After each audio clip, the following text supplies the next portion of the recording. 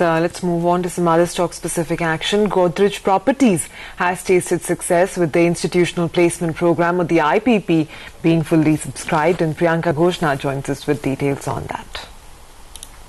Well, the issue has been subscribed 1.17 times. Of course, the total issuance stands at 89.6 lakh shares. The price band, as we know, is between 575 and 620 rupees for a share. What we still don't know at this point in time is where the majority bids have come in, whether at the upper end or the lower end of the band. But assume that all of those shares were allotted at the lower end of the band. And even then, Godrej Properties has raised about 475 crore rupees. Now, it is not yet known who the major investors are, but we do know that 8.79% was diluted. So the promoter stake of Godrej Properties currently stands at exactly 75%.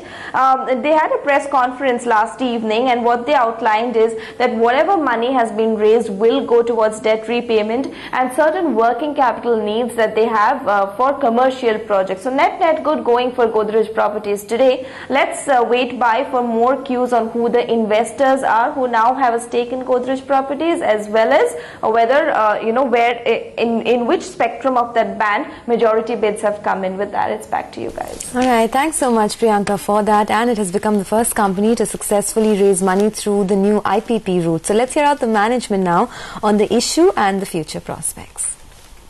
This does bring down the promoter holding to the 75% targeted level, which is what the initial goal of the IPP was. So we've been successful in achieving that.